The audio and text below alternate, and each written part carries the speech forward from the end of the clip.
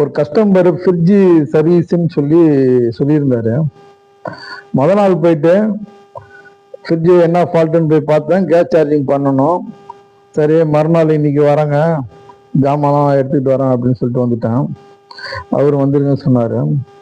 நானும் கிளம்பி 14 கிலோமீட்ரு இன்னைக்கு காலில், அதாவது ரொம்ப நாள் வேலைக்கு போகாமல் இன்னைக்கு தான் முதல் வேலையாக ஒரு என்ன சொல்றது, ஒரு சந்தோஷமா இன்னைக்கு முதல் வேலை செய்வோம் அப்படின்னு சொல்லிட்டு 14 கிலோமீட்டர் கடந்து போயிட்டேன். போயிட்டு என்ட்ரி ஆகிறேன். அந்த ஃப்ரிட்ஜு வேற ஒரு மெக்கானிக்கு செக் பண்ணிட்டு இருக்காரு.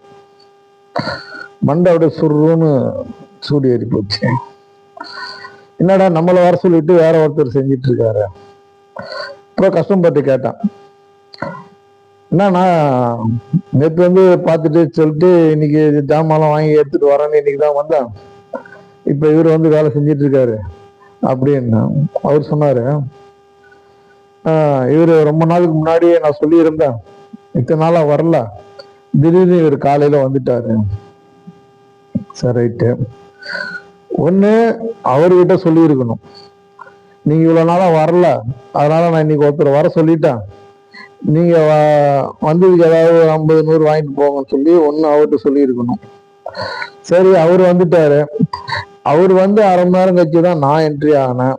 ஒன்னு எனக்காவது போன் போட்டு இது மாதிரி மெக்கானிக் வந்துட்டாங்க, நீங்க வராதிங்கனாலும் சொல்லியிருக்கணும். நானும் 14 கிலோமீட்டர் இங்கேருந்து கஷ்டப்பட்டு அந்த ஸ்பாட்டுக்கு போயிட்டேன். போனதுக்கு அப்புறம் இப்போ ஒரு சம்பவம். அந்த இடத்துல கஸ்டமரை வந்து கோபமா என்னால் பேசவும் முடியல.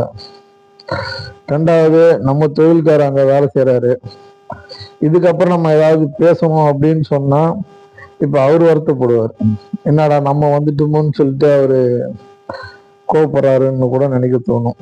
அதனால போனதுக்கு பெட்ரோல் செலவுக்கு ஒரு 50 100 கொடுங்கன்னு கூட கேட்க முடியல என்னால.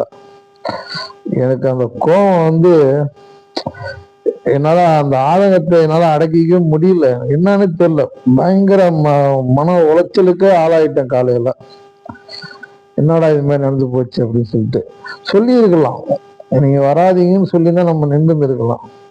அந்த கஷ்டம் இந்த கஸ்டமரும் இல்லை, நிறைய பேர் இது மாதிரி சில சமயங்கள்ல தப்பா நடந்துக்கிறாங்க.